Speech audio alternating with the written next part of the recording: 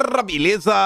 Como é que vocês estão, meus amigos? Hoje é dia de dossiê e, como de costume, estava eu passeando pelas redes sociais quando eu me deparo com a notícia que eu falei, eita rapaz, só que hoje foi diferente, sem brincadeira.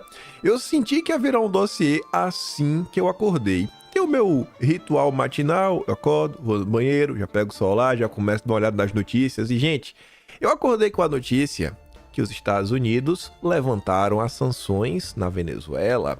Já tinha notícia do Jean Paul Prats, vão da Petrobras, a relação Petrobras-Venezuela. Falei, eita!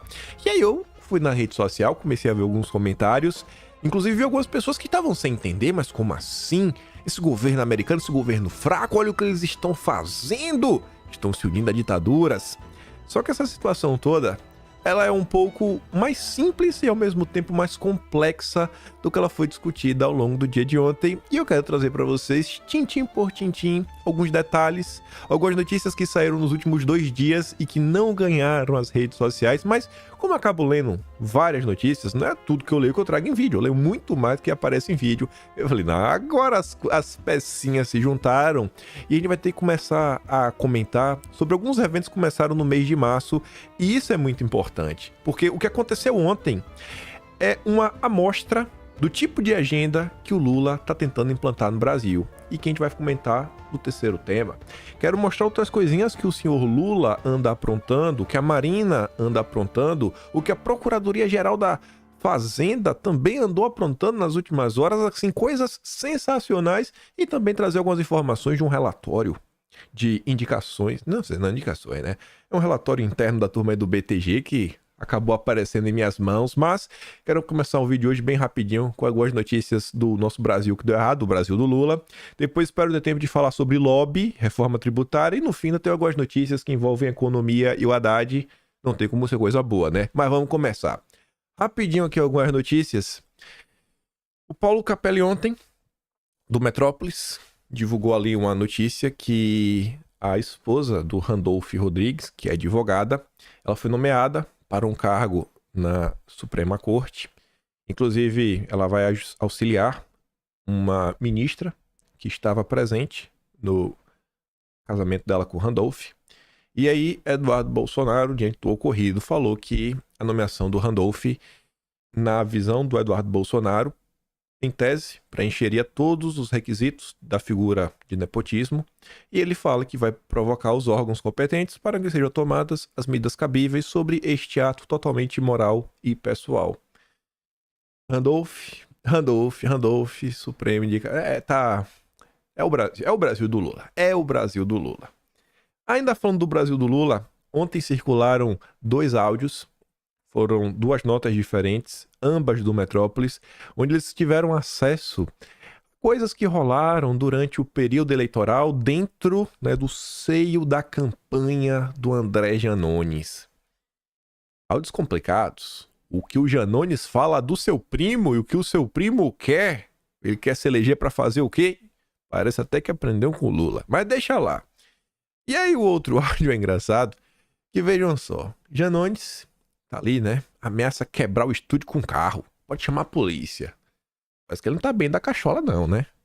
Secretário da Frente Parlamentar da Saúde Mental, deputado Janones ameaçou usar o carro para destruir um estúdio e xingou a equipe durante a campanha. Parece que o Janones tem controle, né? De si mesmo. E aí as pessoas relembraram que, além dele ser secretário da Frente Parlamentar de Saúde Mental, ele foi um dos 3 parlamentares que o Vilela, assim, ó, bastou o Lula vencer, parece que ele pegou o podcast dele e botou assim, como é que eu posso agradar o petismo? Como é que eu posso agradar o petismo? De direita mesmo não vai ninguém, no máximo a turma liberal do MBL, e o resto é só petista, mas tá ali, ó, Saúde Mental, Tabata, Janones e Célio Studart. Mas vamos que vamos. 2 notícias rápidas aqui sobre segurança pública, cada uma pior do que a outra. Vocês devem ter visto isso daqui, mas quem não viu, saiba que uma menina de 6 anos filmou. Oh, meu Deus do céu, né? Abusada, vamos falar assim. O suspeito, ó, tem vídeo, tem um vídeo, mas o suspeito foi detido e solto no mesmo dia. Tem um vídeo, ó, filmando. suspeito. Não é crime, é suspeito. Após a circulação das imagens, pessoas próximas aos envolvidos denunciaram o caso à polícia. O homem foi detido, mas foi liberado horas mais tarde porque não houve flagrante do crime. Mesmo tendo, filmado. Brasil. Brasil também, né? O poste mija no cachorro. Integrantes do MST rendem PMs em manifestação em Estrada do Paraná. Não é a polícia que rendeu o MST, é o MST que rendeu a polícia. O movimento pede reforma agrária na região. A polícia diz que manifestantes usaram força e agressão para retirar os agentes do local. O MST usou a força para tirar a polícia. É o Brasil do Lula. Esse é o Brasil do Lula. Mas foi por isso que fizeram L. E também para falar do Brasil do Lula, a Folha de São Paulo fala, né? Derrapadas, né? Pequenos erros, gafes. O governo Lula não faz nada de errado. No máximo uma derrapadinha. Desgastam o governo Lula na disputa política sobre o conflito internacional.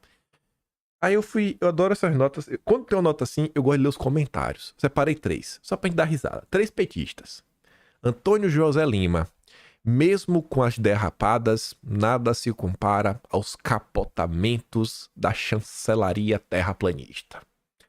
Folha, folhinha. Que saudades daquele tempo da nossa diplomacia verde e amarela. Você vê que pro cara verde e amarelo é motivo de ironizar.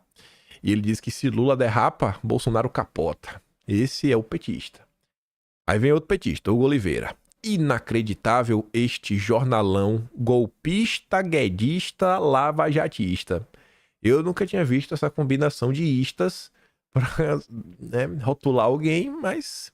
Enfim, enquanto o mundo reconhece o excelente papel do governo Lula, esta mídia abjeta vem fabricar derrapadas e crises que não existem. O mundo reconhece, né, o papel do Lula. A gente vai falar do mundo agora, né? E, por fim, Osmar Pavani Pérez. A Folha corrompe a realidade, cansa, distorce, desinforma, cancelando. Vai cancelar sua assinatura, né? Eles são petistas, não conseguem lidar com a realidade. E vamos lá. Eu vou botar o nome do vídeo de hoje, o acordão. O acordão do nosso amigo Maduro, do Lula e do Biden. A gente vai chegar lá. Até o Lula. Calma, vamos por partes. Enfim, ontem eu não usei o celular quando tava perto de dormir. Eu tava fazendo alguma coisa, não lembro o que era. Tava conversando com minha mulher. Aí fui dormir. Sei lá, acho que a última vez que o pessoal lá era às 11 da noite aqui, que era 10 da manhã. Não tinha visto ainda as notícias. Mas tinha essa aqui já, que já fui nas 10h19, só no valor. Estados Unidos reduzem sanções contra a Venezuela após o acordo sobre eleições. Opa, peraí. Então, os Estados Unidos e a Venezuela fizeram um acordo em torno das eleições para ter eleições livres, né? Vamos ver se esse acordo foi um acordo de verdade ou foi de fachada. Os Estados Unidos anunciaram que vão reduzir algumas sanções contra a Venezuela após o país sul-americano anunciar uma série de medidas que podem garantir a transparência das eleições no país. Um acordo firmado na quarta-feira entre o governo de Caracas e membros da oposição. Mas será que é a oposição? Ou será que é a oposição tipo MBL?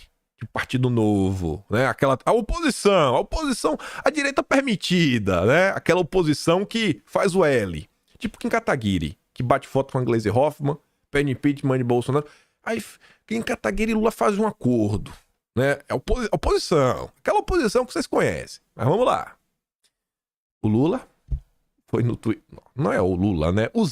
Alguém que usa a conta do Lula postou o seguinte tweet. Recebi com satisfação a notícia de que o governo dos Estados Unidos retirou sanções contra a Venezuela, depois que o governo e a oposição venezuelanos assinaram um acordo para eleições justas no ano que vem. Eleições justas. Essa expressão é interessante. Guarda na cabeça. Guarda na memória. Por uns 10 minutos. Eleições justas. O que define o que é justo? O que é justo? O que é uma eleição justa? É o Lula que define isso? É o Biden? Será que é a narrativa que é criada? A gente vai ter a resposta logo menos. A Lula fala, sanções unilaterais prejudicam a população dos países afetados e dificultam o processo de mediação, resolução de conflitos, o levantamento total e permanente de sanções contribui para normalizar a política venezuelana e estabilizar a região. Beleza. Entendi, Lula. Vamos lá, né? Eleições justas. Vamos dar um bisu. Venezuela liberta opositores após o acordo de Maduro. Olha o subtítulo. O país mantinha 273 presos políticos até o começo do mês, segundo o ONG. Estados Unidos até novembro para regime reintegrar candidatos. Aí falava que pelo menos 5 foram libertados. Tem 273.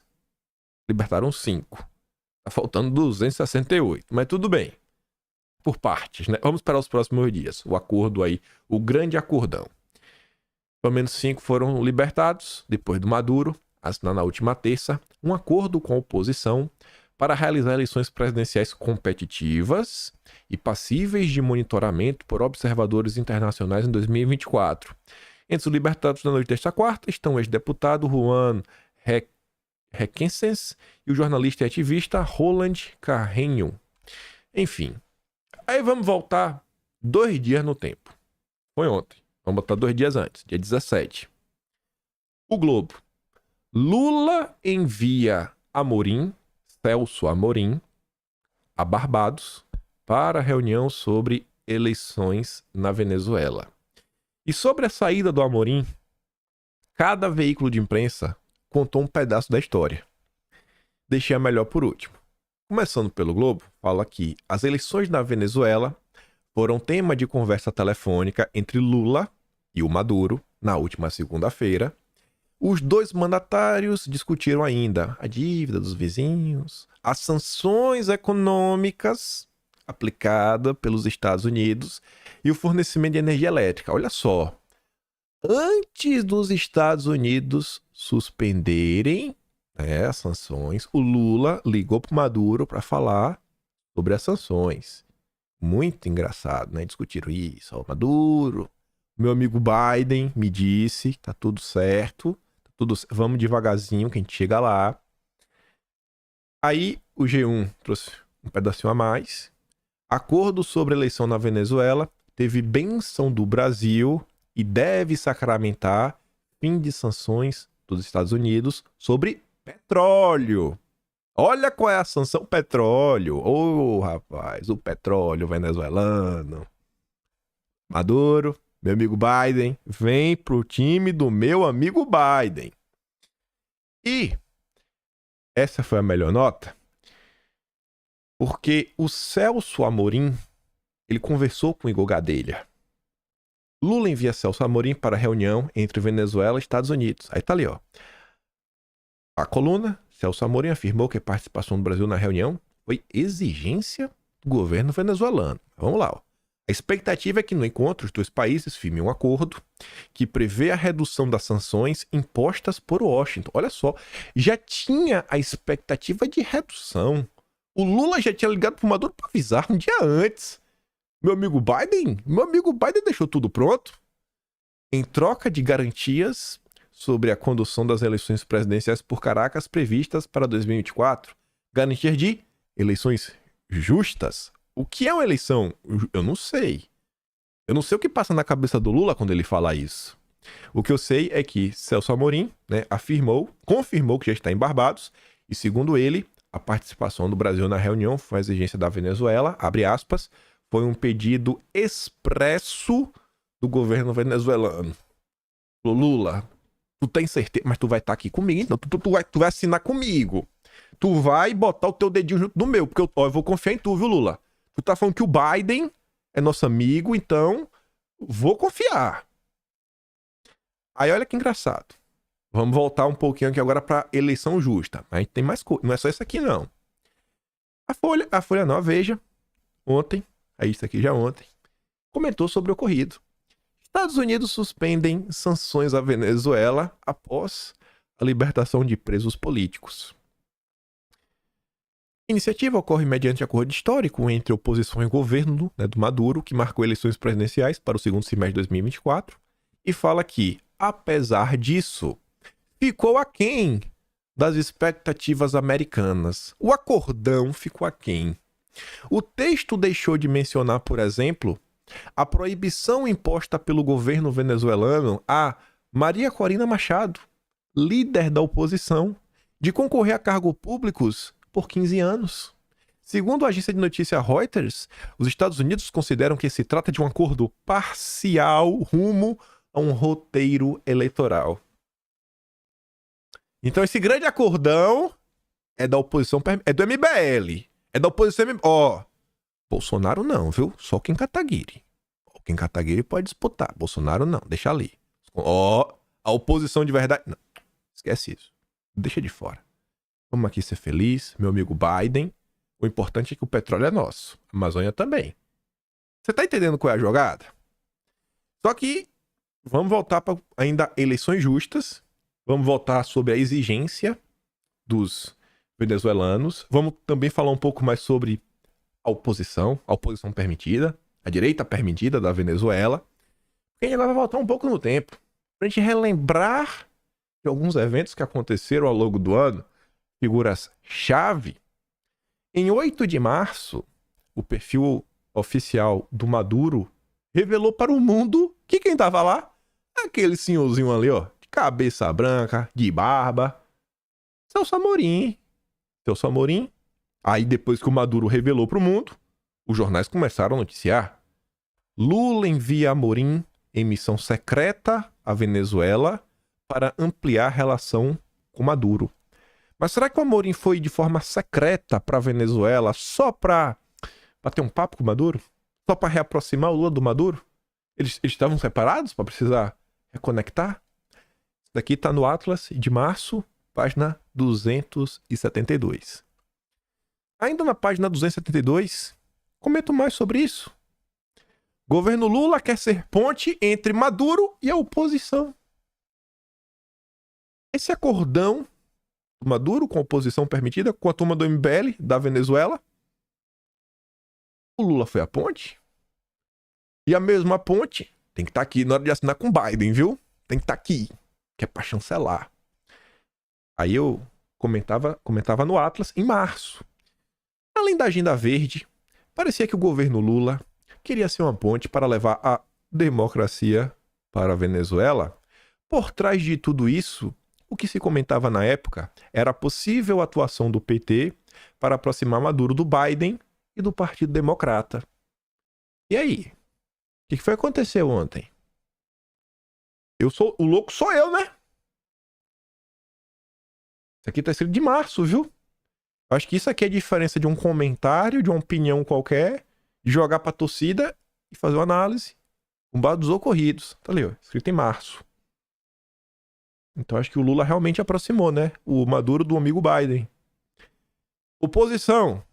Olha o que a Folha de São Paulo contava. Celso Amorim vai à Venezuela e descreve cenário inédito de incentivo à democracia. Assessor de Lula esteve em caráter em visita não anunciada pelo Itamaraty. Eleições e dívida bilionária estiveram na mesa. Eleição aqui, vamos ver a oposição, pá. Incentivo à democracia. Tem que incentivar. Aí, ainda em março, na página 295, um pouquinho mais à frente, eu trazia uma postagem da Gringa Brazilian, onde ela postava ali um perfil da VRT no Brasil Institute, que é um braço do Wilson Center, que é do Woodrow Wilson. É um instituto, né? É basicamente um dos braços do governo americano. É uma ONG que recebe dinheiro do Estado, né? Departamento de Estado. Então é basicamente um braço do governo. Aí ela tá ali, né? Falando que o presidente Lula, pode ter uma posição, né? Internacional como estadista para encontrar um caminho para mover as coisas em prol dos venezuelanos e da região, diz o ex-embaixador americano no Brasil, Anthony Harrington. Ela falava, ó, não falei para vocês que os Estados Unidos estão utilizando o governo Lula para mexer na Venezuela? A visita da comitiva do Brasil foi sobre isso. Veja esse tweet do Wilson Center Brasil Institute, agência do governo americano. Lula poderá ter um papel em ajudar a encontrar e a avançar a situação na Venezuela. E aí, em março, eu comentava, mais denúncias contra o governo Lula surgiam na esquerda. Gringa Brasília, trazia um tweet da ONG Wilson Center, uma turma que a esquerda apontava a receber dinheiro diretamente do governo americano, que eles estariam utilizando Lula para criar pontes com a Venezuela. Sem o petróleo russo, o imperialismo teria que rever os seus inimigos, né? Tem quanto tempo que eu também estou comentando? Pelo menos desde março. Tá aqui registrado. Porque eu pensei, não, eu podia trazer a notícia, eu podia trazer o tweet mais bonito, né? O print, sem estar assim meio desfocado. Só que eu falei, pô, se eu trago o print meio desfocado, a turma ia ficar, né? Será que você realmente falou isso em março? Será? Tá aqui, ó, tá escrito. Tá escrito, tá datado, tá lá registrado em março. Vamos avançar um pouquinho mais. Maio, 2 meses depois. Olha o que o Amorim fala aqui, ó. Um incentivo à democracia inédito. Nossa! É muita democracia que eu estou vendo aqui na Venezuela, dizia o Celso Amorim. Aí, maio, lembra que o Maduro veio ao Brasil? Lula diz que Venezuela é vítima de narrativa antidemocrática e autoritarismo. O presidente brasileiro afirmou que cabe a Maduro mostrar sua narrativa para fazer as pessoas mudarem de opinião. O Globo comentava, Lula diz que encontro com Maduro é um momento histórico e critica a narrativa antidemocrática contra a Venezuela. O presidente brasileiro defende a entrada na Venezuela no grupo dos BRICS, grupo dos Estados Unidos, falta de dólares no país vizinho. Brigou com Biden. Aquela briga de mentirinha. Ó, o Celso Amorim vai de lá para ajudar na criação de uma narrativa. Eu nunca vi tanta democracia ao meu redor. Aí o que é que Lula disse? Que cabe ao Maduro mostrar sua narrativa. E vem trabalhando. Qual era a posição? Qual é a posição do Lula nisso tudo há muito tempo? Vários meses. É vender uma ideia para o mundo que na Venezuela as coisas estão mudando. Agora o Kim Kataguiri e a turma do MBL, Nando Moura, Danilo Gentili, tô pegando esses personagens porque no Brasil todo mundo conhece como eles se posicionam. É direita permitida para falar aqui, ó. Essa turma aqui agora vai poder disputar política. A direita permitida. Ainda no Atlas de março, página 283, saiu uma nota. Por que o Brasil e outros países se reaproximam da Venezuela de Maduro? Aí eu comentava assim, ó. Porém, uma questão ainda mais importante poderia estar por trás da visita do Maduro e de todo o tratamento especial que lhe foi dado pelo Lula. Vai ter um motivo extra. Segundo o Globo, nas palavras de uma fonte que acompanhou de perto as articulações políticas no continente, se o Brasil não voltasse a ocupar um espaço importante na Venezuela, outros o farão. Por outros, entendam-se os comunas, País Vermelho, Rússia, Irã e Turquia. A Globo falava isso. Aí eu falava, peraí, aqui já entra o primeiro questionamento. Qual o problema disso? Porque, se Lula era o grande nome do Foro de São Paulo e, em tese, era um aliado dos BRICS, porque Lula seria contra os BRICS ocuparem um espaço na Venezuela. Ou Lula não era aliado dos BRICS, mas sim do imperialismo americano. O Globo falava, a turma tá se reaproximando da Venezuela porque tá com medo da Rússia. A turma tá se reaproximando da Venezuela com medo da Turquia, com medo do País Vermelho. Mas por que com medo? Não são países aliados do petismo? Ou o petismo não quer esses países por perto? Ou Lula quer que a Venezuela, na verdade, fique pertinha do amigo Biden? Do nosso grande amigo Biden. Estranho, né? Vamos lá. Aí continuava na página seguinte. Era no mínimo intrigante ver que Lula tentava afastar a Venezuela dos BRICS, exatamente no momento em que os americanos tinham interesse em reatar os negócios com os venezuelanos. Seria o Lula uma espécie de gatekeeper do imperialismo? Estaria Lula tentando validar a posição de democrata do Maduro para facilitar e justificar o processo de aproximar a Venezuela dos Estados Unidos? Para responder essas perguntas, sugiro a leitura do Atlas de março, onde temos os relatos da visita de Celso Amorim à Venezuela, que naquele momento já demonstrava estar empenhado em mostrar para o mundo que a Venezuela era uma democracia e que estava pronta para voltar a fazer negócio com os americanos. Está escrito em maio. Vamos avançar um pouquinho mais. Se lembra que eu falei para vocês daqui a pouco? Gente, memoriza aí esse negócio de eleição justa. O que é uma eleição justa? O que é uma eleição justa? Eu falei isso, não foi à toa. Antes do Lula, usar essa expressão, eleições justas, quem usou? Ela. A mulher que por onde passa causa trepidações, conhecida dentro da esquerda por promover, né, conflitos híbridos. É aquele conflito onde você deixa de ser né, ferramenta e você começa a utilizar o tipo de aparato, seja econômico, seja um político, seja um midiático, para você prover uma desestabilização das nações. Estou falando dela, Victoria Nuland. No mês de maio, ela esteve no Brasil, ela concedeu entrevista para o Globo, a gente comentou, página 285 do Atlas de Julho. Esperamos que o Brasil influencie Maduro para permitir eleições livres. Ó, Lula, seu papel, viu? Mantenha o acordo de pé e siga avançando. Em entrevista exclusiva ao Globo, Victoria Nuland elogia a atuação do Lula na crise na Nicarágua e vê potencial de mediação no conflito com a Ucrânia. Aí eu falava. Aqui chegava, talvez, a entrevista mais importante e reveladora sobre o caso Venezuela. O Globo conseguiu uma entrevista exclusiva com a Victoria Nuland, a subsecretária de Estado dos Estados Unidos. Abre aspas, está na matéria do Globo. Esperamos que sim. Foi muito bom ver na Europa não apenas o regime de Maduro, mas muitos políticos da oposição trabalhando juntos. Vê-los apoiados por líderes europeus, por líderes do hemisfério ocidental, com todos pressionando na mesma direção, que é chegar a uma eleição livre e justa. Do jeito que o Lula gosta. Mas afinal, qual seria o conceito de eleição livre e justa para ela? Afinal, a depender do conceito e premissas, poderia a Venezuela receber o selo de eleições livres e justas? Você libera uns presos, deixa a direita permitida competir, a oposição para valer, não esquece, deixa ali inelegível e a festa da democracia acontece. E as sanções vão embora. Na página seguinte, no trecho seguinte, a subsecretária afirmava algo de chamar a atenção do leitor. Abre aspas. Acho que o importante é que os Estados Unidos e o Brasil estejam alinhados na pressão por uma eleição livre e justa. Ela repete, mas olha, justa. E é isso que queremos ver daqui para frente e que permitirá, esperamos, relações muito mais normais. E, obviamente, se os Estados Unidos tiverem relações mais normais com a Venezuela, isso melhora a capacidade de todos trabalharem juntos no hemisfério. É a união do amigo Biden. Toda essa conversa, aceno e movimento, visavam, no final de tudo, aproximar os Estados Unidos da Venezuela? Será que era isso?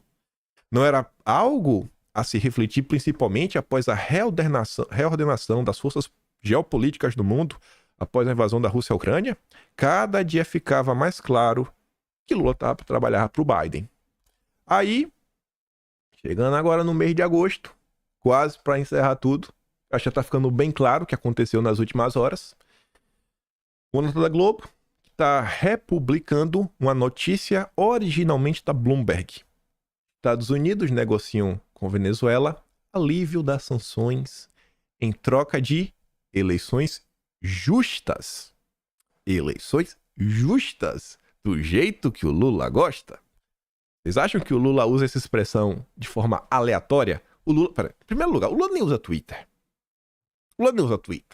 Alguém que escreveu pra ele. Capaz do Biden falar, Lula, posta isso daí que eu tô mandando. Chicote estrala. Lembram da ligação telefônica entre Lula e o Biden? Que tinha ocorrido dia antes. Pois bem, o Globo informava que Washington tem cogitado a ideia de aliviar as sanções para persuadir o regime do presidente Maduro a realizar uma votação presidencial competitiva em 2024 e libertar os presos políticos. Foi isso que aconteceu, né? As sanções agravaram a crise econômica e humanitária da Venezuela ao impedir as vendas de petróleo, embora não tenham falhado em seu objetivo original de destituir Maduro. Os americanos seguiam na tentativa de restaurar a democracia venezuelana, que nada mais era que um interesse em comprar petróleo barato. Vocês acham que realmente os Estados Unidos está preocupado com a democracia? Vocês acham que os Estados Unidos têm algum tipo de preocupação com a democracia na Venezuela? Vocês acham isso? Assim, se tiver uma única coisa em termos de relações internacionais que todos os brasileiros deveriam ter dentro de si, sabe assim, internalizado, é Nenhum país é amigo de ninguém. Nenhum país está preocupado com a democracia, com o sofrimento. Não estão nem aí. Todos diplomatas, embaixadores, o que quer que seja, que estejam no país, e são de outros países, eles estão não para ajudar os brasileiros. Eles estão para buscar, né, benefícios para suas próprias nações. Mas ninguém, não tem ninguém do lado do Brasil. Mas ninguém. Tem talvez um político mais à direita em algum lugar, talvez ele tome alguma medida que pode atrapalhar os planos da esquerda. Mas no final do dia, a única preocupação dessa gente é com eles mesmos, gente. Não adianta ficar... Não adianta. Esquece.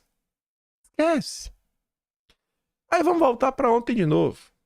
Depois do ocorrido, veio o Jean Paul Prats. Vamos colocar a Venezuela no mapa de novo. Diz o presidente da Petrobras após o fim das sanções.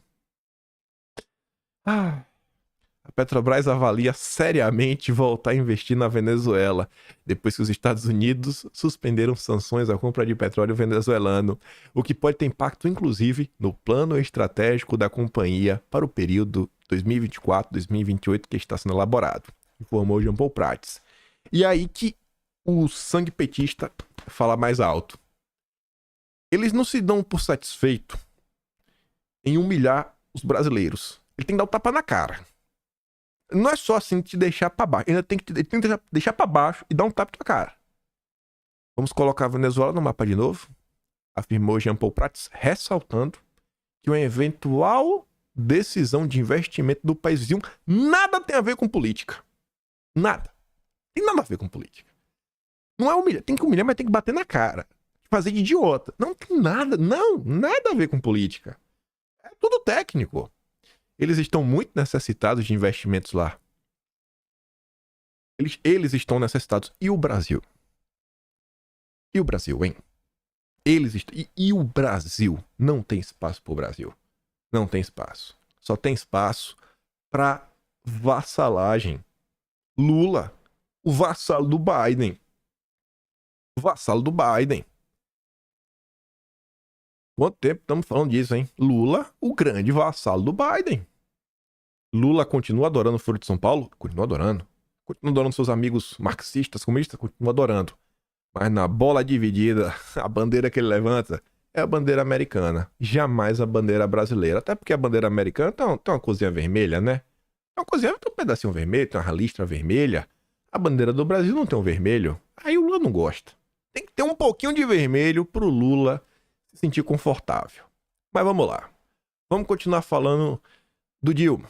E mais algumas coisinhas que ele e sua turma andam aprontando, que eu acho que tem total ligação com esse tipo de agenda.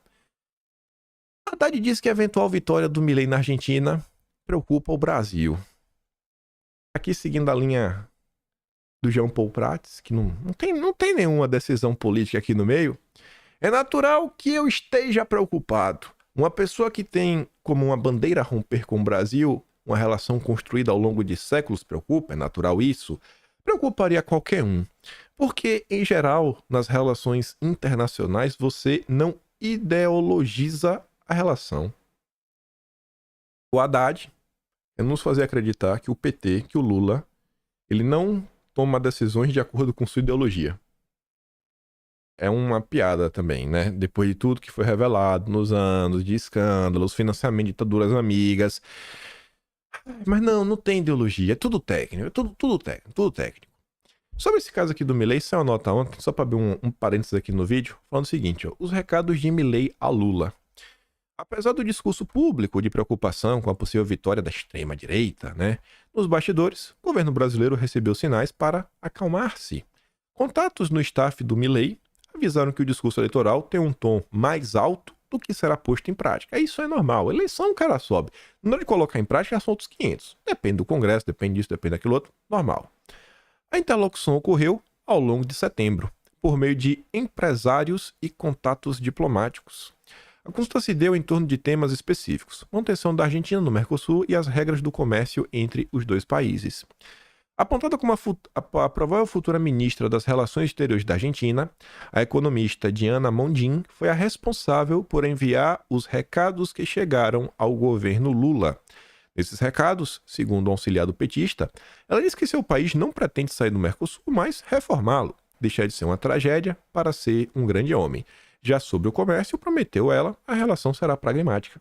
E eu acho que vai ser, não vejo razões. Ah, a Argentina vai romper. Não vai romper os vínculos com o Brasil. Eles precisam comprar, precisam dos produtos brasileiros, etc e tudo mais. E sobre esse caso, eu de coração espero que os peronistas percam. Eu acho que quem vai derrotá-los é o Milei. Mas eu não acho que o Milei será o maná dos céus, né? Um cara... eu acho que ele vai implementar algumas políticas meio complicadas. Que eu mesmo discordo. Mas não, o peronismo não dá mais, né? Isso é uma certeza. Eu não consigo acreditar que tem alguém pior do que o peronista. Então, por mais que eu possa ter algum tipo de ressalva com isso, aquilo, outro, normalmente algumas políticas econômicas aí que o Milei propõe e algumas relações que ele vê na participação do Estado, ainda assim, eu não acredito que vai ser pior do que os peronistas da turminha do Foro de São Paulo, que faz o L com força, até porque o Lula tá apoiando, tá? A sua turma foi lá na Argentina dar um apoio. Então, não dá. Peronismo não dá. Mas vamos voltar pro Brasil. Nosso vassalo. O G1, ontem, também nos contou que o Lula autorizou a entrada de 294 militares do imperialismo para entrar nos Estados Unidos para exercício combinado. Aí você fala, mas isso não tem sempre? Calma. Tá pequeno, mas eu ainda consigo ler. Operação Core é feita anualmente com cooperação com os americanos. Só que a edição deste ano, marcada para acontecer entre outubro e novembro, será a primeira em território amazônico. Nunca antes na história deste país um presidente deixou o imperialismo pisar na Amazônia. Agora o Lula deixou. Felipe Barros comenta o seguinte: Lula tem que retribuir a ingerência de Biden da CIA nas eleições brasileiras. É a síntese do que se transformou boa parte da esquerda hoje, de supostos críticos do imperialismo norte-americano a capachos do Partido Democrata. E esse tipo de ação não só deixou a turma da direita, né? Falou assim, o que é que tá acontecendo, rapaz? Isso aqui é muito absurdo. Até pessoas que não são de direita, não vou falar, tá na esquerda. De direita não são. Isso aí não dá pra falar. Mas enfim, Rafael Machado não é um cara de direita. Não adianta. Isso aqui é inaceitável. Militares yankees continuam tendo passe livre no Brasil e especialmente na Amazônia. O Brasil tem um relacionamento abusivo com os americanos. E nossos militares colaboram com isso. Ele recebeu um comentário do Farinazo falando: Almirante Stavridis, ex-comandante da OTAN, referente ao Brasil. Manchete, né? Admiral, blá blá blá. Tá falando o seguinte: as queimadas no Brasil são uma ameaça à segurança americana. Aqui foi em 2019. Agora não é mais, porque agora é o Lula. Agora não tem mais problema de ameaça do fogo. Não tem. Mas antes eles usavam qualquer coisa que acontecia para tentar desestabilizar o governo do Bolsonaro, porque não era um governo simpático aos interesses do famoso Deep State americano. O Rafael Machado responde ao Farinazo falando: ninguém entendeu ainda que o projeto geopolítico dos Estados Unidos é compensar as perdas na Afro-Eurásia, garantindo o controle total nas Américas. Perdeu o petróleo russo, vem buscar na Venezuela. Outros tipos de matéria-prima, sei lá, parques industriais, coisas mais simplórias, com mão de obra barata. Vamos tentar, traz pra cá. Vamos ali, quem sabe, na Venezuela, a gente faz mais umas coisinhas. O pessoal tá precisando. É isso. Perderam suas colônias, agora tá procurando novas. Não tem ninguém preocupado com o povo brasileiro, gente. Ninguém. Ninguém. Mas não tem ninguém preocupado com o Brasil. Ninguém. Mas ninguém mesmo. Aqui, ó. As ONGs. As ONGs não, uma específica, é o IPAM. Investe só 11% do Fundo Amazônia em ações práticas. Senadores acusam o IPAM de desviar verba para inflar gastos internos. Instituto diz que produção científica justifica o investimento. Baita produção. Aí vem o nosso Ministério Público Federal. O MPF pede a Lula que vete projeto de lei do marco temporal. Tem que vetar. Vetar, que viola os direitos dos povos originários. O Lula tem até hoje pra vetar ou não. Hoje. E aí, Lula? E aí? Vai fazer o quê? Até o final do dia a gente vai saber. Amanhã a gente vai comentar. E ainda sobre a questão de marco temporal, olha a esquerda brasileira. Olha a esquerda pissolista. Projeto de lei deputado do PSOL sugere ano de 1.500 com marco temporal. 1.500. Ou seja, sua casa amanhã pode não ser mais sua. Porque, gente, nada desse país é seu. O grande problema disso daqui tudo é porque você só promove divisão na sociedade. A esquerda, ela não aceita que os índios são brasileiros. Elas não aceitam. É como se fosse, assim, outra nacionalidade. Talvez várias nacionalidades. Eles querem quebrar o país em pequenas frações. Não, tá escrito aquilo, outro, blá, blá, blá, blá, blá. Eu tenho certeza que você pega a Europa. Você pega outros países. Tinha alguém antes. O pessoal foi lá, tomou, construiu sua casa e ninguém fica com essa conversa. Só no Brasil que eles querem promover esse tipo de discussão. O pessoal tem suas terras. Eu acho que se você conversar com a maioria dos povos originários, você conversar com eles, não com seus representantes, muitas vezes ligados a ONGs, aquela turma que gosta de dar entrevista pra Rede Globo. Mas eu acho que se você conversar com o peão, não, o cara lá, o Oria Seco, o afegão médio, ele vai falar, cara, eu tô muito mais preocupado é como é que eu vou ganhar um dinheiro, como é que eu vou ganhar um trocado. Eu tô com essa terra gigante aqui, mas tô com dificuldade, não tá tendo comida, não tá tendo isso, não tá tendo aquilo outro. Mas vai explicar pra turma do Lula. A proposta foi aprovada nesta terça na Comissão da Amazônia e dos Povos Originários Tradicionais. Agora vai para CCJ. E vamos ver se vai passar ou não. Aí, vindo para o governo Lula, você lembra quando a gente discutiu sobre reforma tributária? Eu trouxe um termo que os tributaristas conhecem, mas nós, pessoas comuns que não lidamos com isso diariamente, acho que a maioria não conhecia, que se chamava extrafiscalidade. Era o termo. Esse termo é utilizado para utilizar de tributos para promover mudanças na sociedade, que sejam mudanças comportamentais, mudanças sociais, qualquer tipo de mudança, mudanças ambientais. E por que eu estou puxando isso? Porque essa é a justificativa por trás do imposto do pecado. Você cria o imposto do pecado, você aumenta o preço de alguns produtos para você desestimular que as pessoas usem. Então, assim, cara, o imposto devia ser para recolher, para ter arrecadação, para o governo para manter a máquina. Não é para você. Mas não tá usando imposto para sua função, que é trazer arrecadação, para sustentar o Estado. Não. Isso daí, a função real é para as pessoas deixarem de ter, deixarem de usar, deixarem de comprar, deixarem de fazer. É a extrafiscalidade. Aí olha aqui agora. Esse é o governo do BRICS. Para mim, esse aqui é o governo do Biden. Marina Silva discute papel do setor de seguros diante da mudança do clima. Durante o evento haverá painéis sobre como o seguro pode fazer parte de uma agenda de adaptação e mitigação climática de cidades, como está um passo à frente de eventos climáticos extremos e o seguro como ferramenta para o fortalecimento do agronegócio. Os participantes também debaterão o papel do regulador na construção de um mercado de seguros alinhado às necessidades da emergência climática. Ah, mas por que você falou de extrafiscalidade? Eu vou dar um exemplo. Prático. De algo que, inclusive, o próprio Lula fez.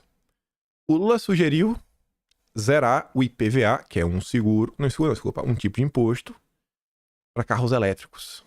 Lembra disso? É recente, lá na turma do BID, né? Zerar o IPVA. Então você está usando, no caso, você está reduzindo para você incentivar um tipo de comportamento. Aí vamos pegar o exemplo do carro elétrico. Você vai olhar o seguro. Qual carro? Aí normalmente como é que você faz um seguro? É homem ou mulher? Homem é perigoso, homem gosta de correr. 25 anos. Só tem a carteira 2. Ih, rapaz. Seguro vai ter que ser bem caro. Já tomou várias multas de velocidade. Ih, rapaz. O seguro vai ser caro, hein, irmão? O seguro vai ser caro. Se fosse numa relação similar, mulher 35 anos, nunca bateu o carro, tem carteira 15 anos, nunca tomou multa, o seguro da mulher é R$100.000. O do cara, 4.000.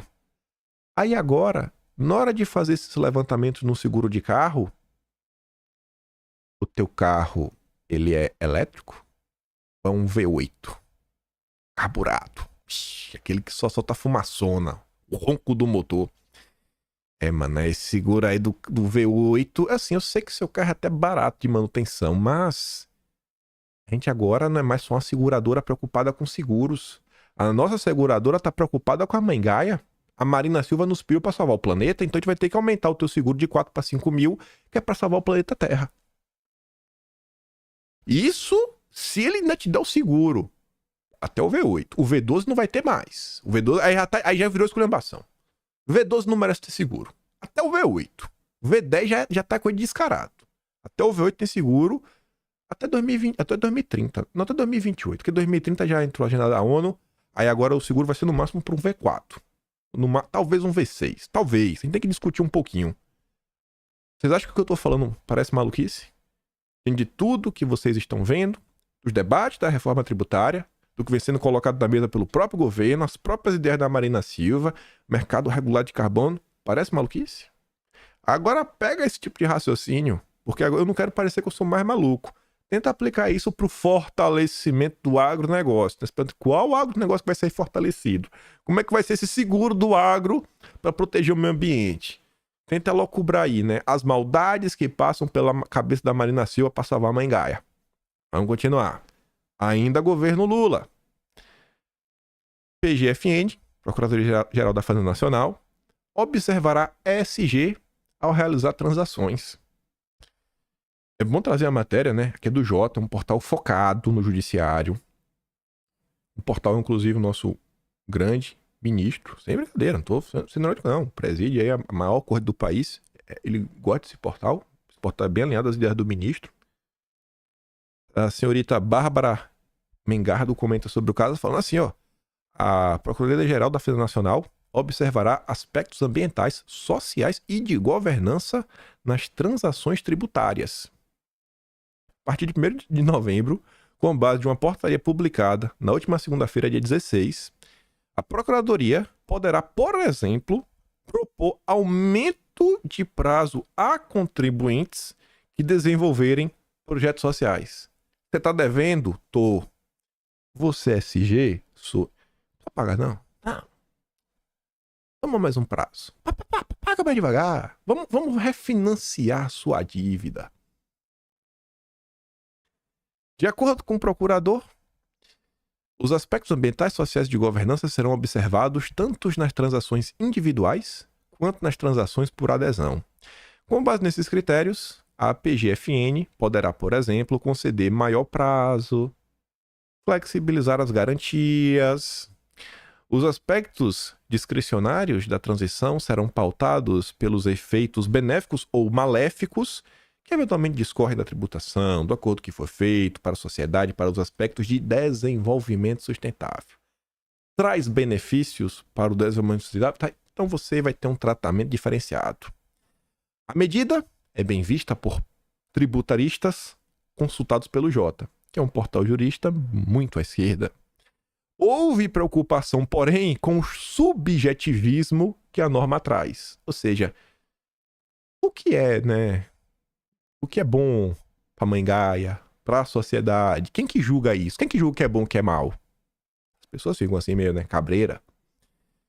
Já o advogado Felipe Kneip Salomon, do Levi Salomon Advogados, teme que a observância aos princípios passe a ser uma condicionante a novos acordos. Dada a subjetividade da norma, há uma preocupação de que a adoção de políticas ESG passe a ser uma condicionante de novas transações. O que é ruim, pois cria-se custo, né, burocrático e financeiro que consumirá recursos que poderiam estar sendo melhor aplicados em outras soluções ESG mais complexas que demandam maior tempo de maturação. Mas é o governo Lula, né? Fizeram ele para isso. É o grande cara que vai desenvolver a nação, né? Dessa forma. Aí, para mostrar também com exemplos práticos o que acontece no dia a dia. Carteira recomendada. BTG. ESG Equity Research. De outubro agora, viu? Você aí que... Eu nem recomendo. Só tô aqui para mostrar algumas coisas engraçadas, né? Aí você vai ver as recomendações. Dentre elas está o Itaú. O Itaú ainda tá nas recomendações. Aí por que uma recomendação SG? Aí você se pergunta, pô, bicho, peraí. Você tá investindo no Itaú, você não deveria estar investindo porque é um banco? Você não deveria estar investindo porque o banco está dando lucro? Não no BTG. Não. Aqui não. Aqui nós somos a mãe Gaia. Você deveria investir no Itaú porque na frente ambiental, o Itaú está comprometido em reduzir suas emissões de carbono de escopo 3 em 50% até 2030 e se tornar-se net zero até 2050. Uau! Nossa, eu vou ganhar muito dinheiro com isso, né? É uma informação que você tem a certeza que você vai ganhar dinheiro. Não, não tem nenhuma. Não tem nenhuma. O que isso pode influenciar na hora de tomar uma decisão de investimento? Meu Deus do céu!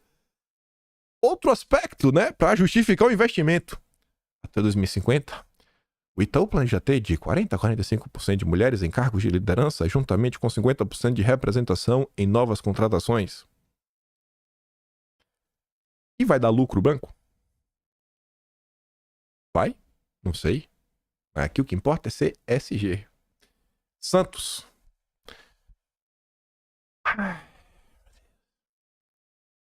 Santos é logística. Devia ser falar, não, vai crescer, né? Logística, transportar. Na governança, 25% de mulheres. Companhia tem metas SG para a alta administração. Temos diversidade. Comitê de sustentabilidade para avaliar as ações SG e sugerir melhorias. Isso aqui é só os melhores, gente. Aqui é o segredo do mapa da mina de ficar rico no Brasil. Basicamente isso. Alos. Então, tem metas claras para 2030 em relação à diversidade, inclusão, engajamento dos funcionários. Também está empenhado em alcançar a neutralidade do carbono até 2040. E lucro, hein? Ele também fala um pouquinho ali. Aí vem o Banco Inter. Olha, esse aqui é sensacional. Tem várias iniciativas de ecoeficiência, como redução do consumo de energia e água, das emissões de carbono em mais de 90%. O banco também possui várias iniciativas de educação financeira, como um blog. Tem um blog com 3.600.000 visualizações. Tem um canal no YouTube. Nossa! Tem perfil no Twitter, no Instagram, que oferece conteúdo básico de educação financeira. Em relação à diversidade, um problema significativo no setor financeiro. 23% dos cargos de liderança são ocupados por mulheres, 38% da força de trabalho é composto por indivíduos negros. E o lucro, hein? Mas não. São os novos critérios. Que são os critérios das carteiras de SG. E tinha mais coisa lá. Tem aqui também a Eletrobras. Até a Eletrobras. No campo da diversidade, em 2022, a empresa realizou o censo de diversidade para compreender a compreensão de sua força de trabalho em termos de fatores como raça, religião, orientação sexual, entre outros. Além disso, eles alcançaram um marco considerável com 24% de todos os cargos de gestão sendo ocupados por mulheres, superando a representação total de mulheres em sua força de trabalho, que é 19%. Aí, tirei para não dar polêmica, né? Porque se essa notícia fosse da esquerda, eu acho que eu ia reclamar e ninguém ia ficar com raiva de mim. Mas como essa notícia fala da direita, aí eu vou ficar quieto. Eu vou trazer a gente refletir sobre isso. Alguém quer isentar IPVA de veículos elétricos híbridos. Alguém vai enviar nessa sexta um projeto de lei que dá isenção do imposto a ônibus, caminhões e carros. Alguém quem? Vai enviar para onde? Para o Congresso ou para as Assembleias Estaduais? Não sei. Segundo alguém, o objetivo é contribuir para a melhoria do meio ambiente, bem como estimular os investimentos na produção de veículos movidos a energia limpa e renovável. Será que no Brasil, de uma população massivamente pobre, será que a gente deveria estar olhando para o IPVA para abrir algum tipo de incentivo para carro elétrico, ou a gente devia estar utilizando algum tipo de critério social? Vamos dar um desconto no IPVA, vamos usar um critério social para as famílias mais pobres, vamos tentar aliviar no orçamento deles. Eu defendo um critério. Se é para dar um incentivo no IPVA, eu prefiro utilizar um critério social. Tu é pobre, irmão? Tu vai pagar um pouquinho menos.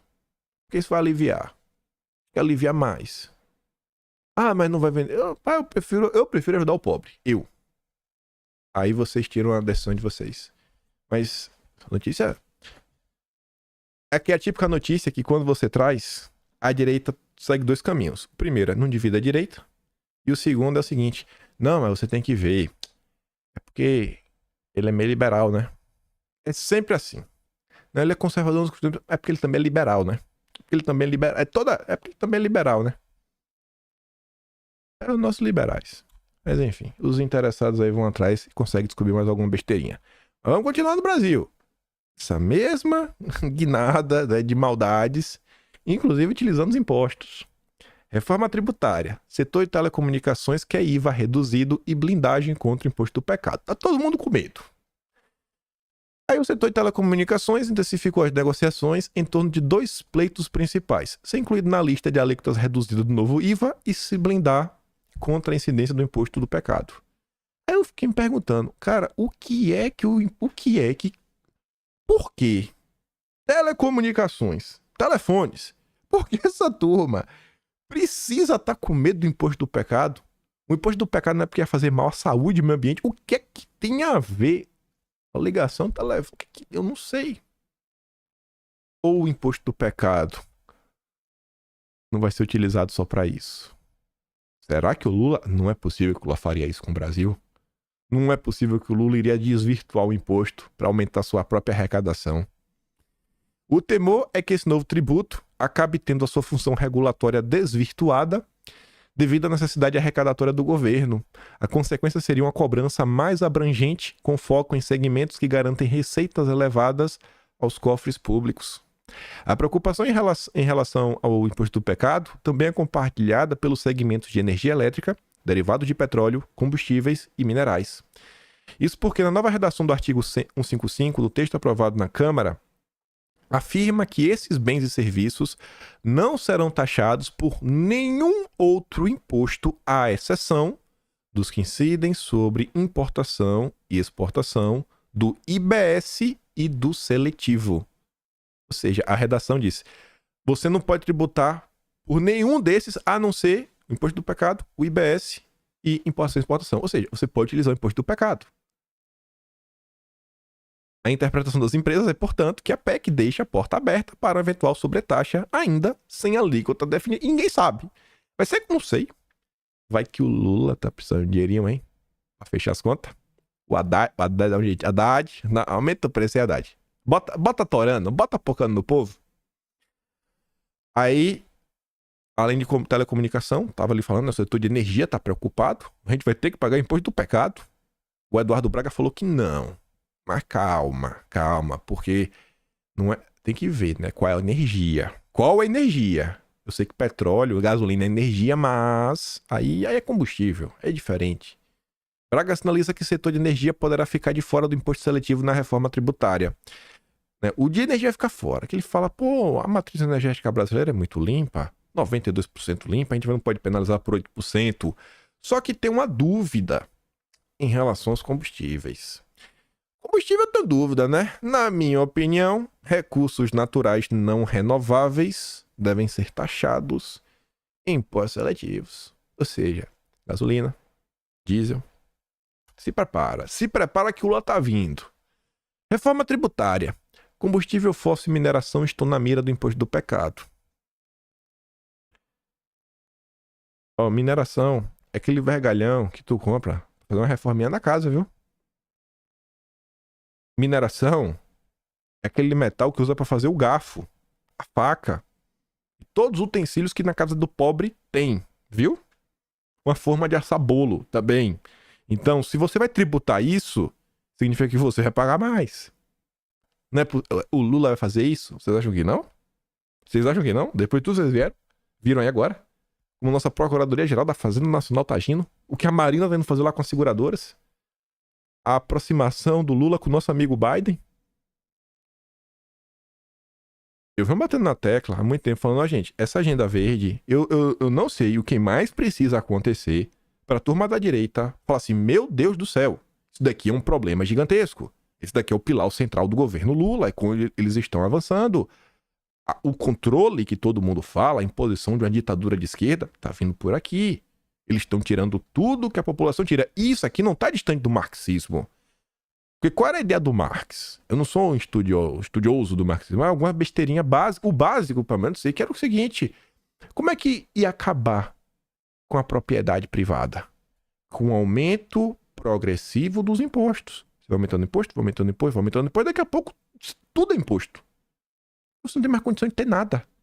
Aí o Estado vai ter tudo e aí o Estado vai gerenciar. Já que agora a gente é o Estado e agora a gente tem tudo, pronto, agora a gente vai dividir. Ó, essa casa fica pra você, essa fica pra mim, essa também fica pra mim, pô, essa eu também gostei. Essa aqui eu vou deixar pro meu irmão. Pô, aquela é bonita, hein? Nossa, vou dar pra minha avó. E o povo ficar sem casa no final do dia, né? Então, gente, aqui, ó. Lá, o Marx tava falando, isso daqui não muda nada. Mas nada. Braga admitiu que está estudando a forma de restringir a aplicação do imposto do pecado pelo governo federal. Este é um pleito do setor privado que vê o risco desse imposto passar a ter fins arrecadatórios e não apenas regulatórios. Aí agora a turminha da Faria Lima tá com medo. Oh, meu Deus. Agora os empresários estão com medo. Oh, meu Deus. Agora, quando foi no mês de maio, que a direita levantou e falou, cara, olha a reforma tributária. Quando foi no mês de maio, que apenas um único político brasileiro se levantou e falou, ó, o imposto do pecado, que se chama Jair Messias Bolsonaro, era o maluco. É o maluco. Maluco. Tá contra porque o Lula tá a favor. Toma aí agora. Agora vai pagar todo mundo. O Brasil inteiro virou refém do Lula. Parabéns, Valdemar da Costa Neto. Parabéns também à turma da direita que foi lá em Brasília negociar, né? Não, porque a reforma tributária não é ruim assim, não é? Vamos ver agora. E aqui é só imposto do pecado. Tem ainda o artigo de subsídio, que é o 43, que ninguém discute. Tem o IPVA verde. Olha, gente, eu nem lembrei do IPVA verde. Se o IPVA já é verde, já vai levar em consideração o aspecto ambiental na hora de cobrar IPVA, cobrar mais do V8. A seguradora não vai fazer? A seguradora que a Marina Silva foi lá, se o IPVA, a reforma tributária do Lula já abriu esse caminho? Oh, quem poderia imaginar? Quem poderia? Não foi por falta de aviso. O que está se chamando de exceções na reforma tributária é tratamento preconceituoso, diz o Bichara. Segundo o tributarista, há setores que, por suas peculiaridades, precisam desse tratamento diferenciado. Ele cita o caso de bens recicláveis que ficaram de fora da lista de exceções. Ninguém vai comprar um bem reciclado porque ele vai custar 3 vezes mais do que um bem novo. Se o Brasil quiser atender suas metas mundiais de reduções de emissões, a reforma deverá ter um olhar para o meio ambiente. Esse Bichara, ele é um dos caras que mais está no meio desse debate. O cara tá no Conselho Federal da OAB, é o tributarista do Conselho Federal da OAB, é o Bichara. Não é um Zé Ninguém que tá dando entrevista pro Estadão. Não é um Zé Ninguém, tá ali, ó. Segundo o Procurador Especial Tributário do Conselho Federal da OAB. Não é um Zé Ninguém. É um cara que tá ali, no dia a dia, no debate, com os senadores. Se vocês querem seguir a agenda verde, bom, acho bom colocar na reforma tributária, viu? Para ele, não há nenhuma razão para fazer a votação na base do rolo compressor. Ele critica o fato de, nas negociações, pouco estarem preocupados com quem paga a conta, o contribuinte. Ninguém tá preocupado com o povo. Ninguém. Ninguém. Aí só 2 perguntas e respostas dele. Mas com muitos setores com alíquotas diferenciadas, o imposto vai aumentar para os demais que ficarão com a alíquota padrão? Aí ele fala assim, por exemplo, o imposto do pecado que vai incidir sobre bens prejudiciais à saúde e meio ambiente. O impacto necessariamente pressupõe a definição desses setores, o que não aconteceu. Não dá para fazer a conta. Além disso, há outros inúmeros setores, como se sabe, que tiveram seu tratamento delegado pela lei complementar. Por exemplo, bancos, cooperativas, sociedade de crédito. Como se faz um estudo de tributário sem saber o tratamento desses setores? Não se sabe, porque no final do dia vai ser o lobby que vai definir quanto cada um vai pagar. Todos os brasileiros são iguais, né? Mas tem alguns que são mais iguais do que os outros. Mas afinal, o Brasil terá a maior alíquota padrão do mundo? Aí ele fala, bom, esse negócio que hoje em dia já temos a maior alíquota, isso é uma falácia, é uma meia-verdade. Pode ter uma ou outra operação que é altamente tributada, como telecomunicações. Tem que lembrar do brutal aumento da alíquota para serviços. O setor de serviços vai ter um aumento brutal. Comparado com o que temos hoje, vamos sim para a maior alíquota do mundo. Não tem dúvida. Não tem dúvida. Tem mais coisa pra comentar? A gente comenta amanhã. Se der tempo. Eu fico maluco. Eu tô comentando, ó. Lula, vassalo do Biden. Ó, Lula tá avançando aqui, ó. Mas, às vezes, eu acho que a turma se perde em algumas discussões. E não sei lá, bicho. Não sei. Cada um tem suas prioridades. Eu acho que esse tema é prioridade. Eu acho que tem que discutir isso, tem que colocar isso, tá avançando dia sim, dia também. Dia sim, dia também. E avançando em coisas que vai impactar na sua vida, no seu bolso, na sua carteira. Você vai ficar mais pobre. Tá assim, bem direto. Fora as questões de controle. Fora as questões de controle. Que eles não vão parar só com aumento de impostos. E é isso. Gosta do meu trabalho? Passa no meu canal. Então, valeu. Tem um pin na descrição. Atlas Brasileiro, kimpai.com.br. Você tá vendo, né? A única forma de se informar realmente nesse país, saber o que aconteceu ao longo do processo, é ler no Atlas. Tá lá tudo registrado, o passo a passo. Até nosso amigo Maduro, né, virar amigo do Biden. Então, agora todo mundo é amigo do Biden. Compartilhe o vídeo de hoje. Volta amanhã. E deixa aquele grande beijo, abraço, tamo juntos. Valeu, meus amigos. Fui!